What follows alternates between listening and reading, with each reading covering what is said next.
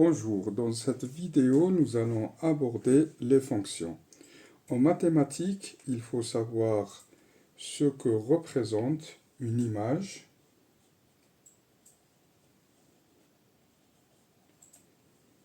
par rapport à un nombre x appartenant à R. L'image de x est une valeur qui est dans R et qui est calculée avec une fonction.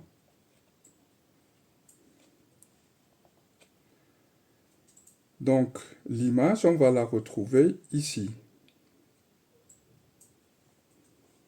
Que devient x? Eh bien, x, on l'appelle un antécédent.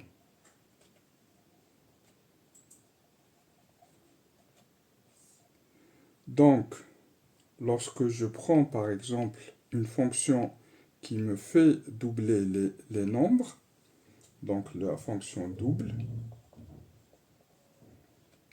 allez, on va écrire fonction double, c'est-à-dire à x, je vais associer son double, 2 fois x. Cette fonction-là me donne une image pour chaque point. Et les nombres pour lesquels je fais subir la fonction vont devenir des antécédents.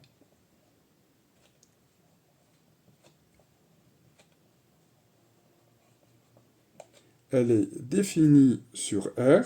Pourquoi? Parce que tous les nombres réels peuvent avoir leur double. Lorsque je prends la fonction carré,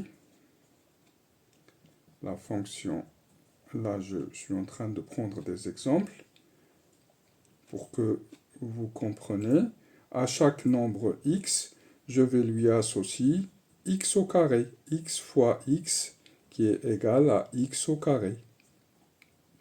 Donc ça, c'est la fonction carré.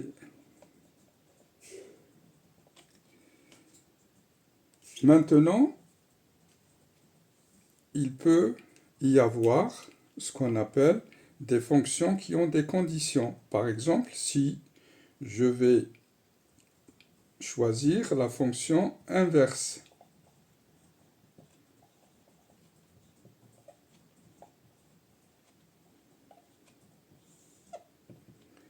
À x, je vais associer 1 sur x. J'ai un petit souci ici, c'est que si x égale à 0, eh bien, ma fonction ne peut pas me donner d'image. L'image de x par f de x n'existe pas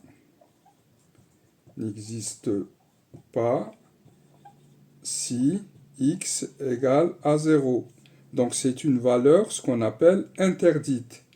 On dit que je dois définir ma fonction, c'est-à-dire trouver les valeurs de x qui ont une image.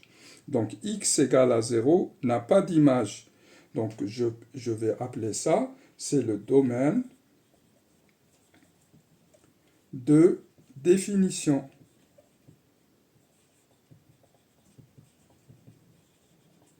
Ici, il faut que x soit différent de 0, c'est-à-dire r moins la valeur 0. Je peux l'écrire autrement avec les intervalles.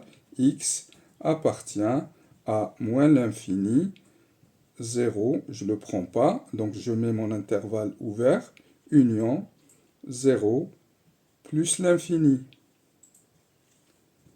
Donc ça, c'est le domaine de définition. Les conditions qui sont posées, c'est que une fraction soit différente de 0. Mais il y a aussi d'autres conditions d'existence qu'on verra après, telles que par exemple pour la racine carrée. Il faudrait que tout ce qu'il y a sur la racine carrée soit supérieur ou égal à 0. Donc ça, c'est ce qu'on appelle les conditions d'existence, ou bien le domaine de définition. Donc voilà une introduction pour les fonctions. Je vais vous donner juste un exemple.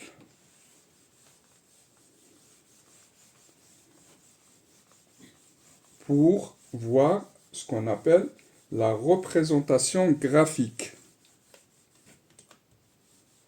Eh bien, si on a parlé d'image, pour chaque x par exemple, je vais associer par la fonction f de x, je vais associer son image, exemple, le double, que je rajoute 1.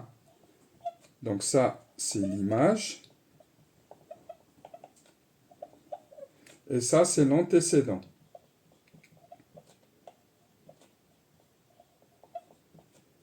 Alors, qu'est-ce qu'on va faire avec ça? Pour tout x appartenant à R, elle est définie. Donc, le domaine de définition égale R. Donc, c'est égal à moins l'infini plus l'infini. Quelle que soit la valeur de x qui appartient à R, elle va avoir une image. Il n'y a pas de condition. Maintenant, que représente l'antécédent et l'image? Eh bien, tout simplement, si je prends un repère, x, lui, il va varier de moins l'infini à plus l'infini. Donc, de moins l'infini à plus l'infini, je vais représenter comme ça x. Je vais choisir une unité, 1, ici, et une unité ici. Donc là, l'image, c'est f de x. Pour chaque x, de moins l'infini à plus l'infini, il va y avoir, pour chaque x, je peux calculer une valeur de f de x.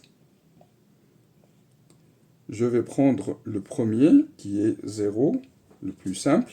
Pourquoi? Parce que 2 fois 0. Donc, f de x égale à 1. Pour 0, f de x égale à 1.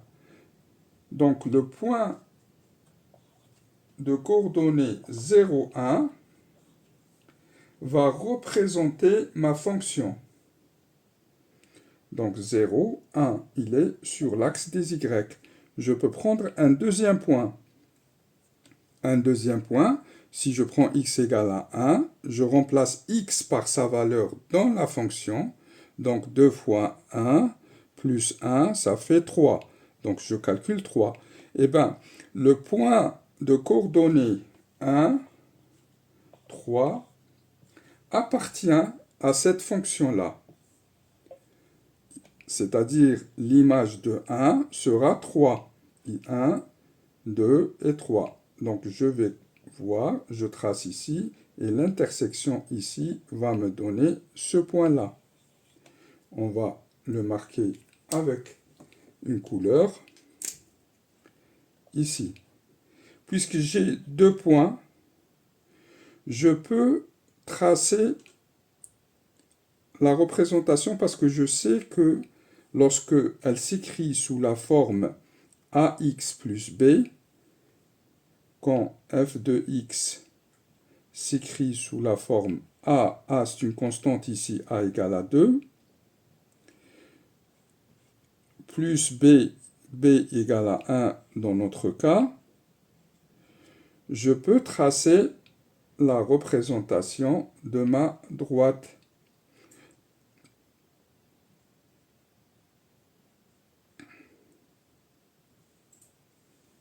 Il suffit d'avoir deux points. Pardon. Là, j'ai fait n'importe quoi. Je n'ai pas bien fait ma droite. Je peux retrouver le point d'intersection avec l'axe des x. Le point d'intersection avec l'axe des x, ça veut dire que y égale à 0. Donc, pour cela, y égale à 0, ou f, bon, j'ai directement dit y, je peux appeler ça y. Donc, y égale à 0, ou f de x égale à 0. Dans ce cas-là, ce point-là, qui est particulier, qui va me permettre de tracer ma droite, ça sera un troisième point. Ça veut dire que 2x plus 1 égale à 0. Donc x sera, je transpose le 1 de l'autre côté, moins 1, et je divise par 2, moins 1 demi. Donc il sera là. Donc ma droite, elle passe comme ça. Donc là, je n'ai pas bien fait. moins 1 demi, c'est là. Donc, elle sera comme ça. Je peux la tracer avec une règle. C'est plus propre. Voilà pour cette vidéo. Et on continuera la prochaine fois pour expliquer plus amplement les fonctions en mathématiques. Merci.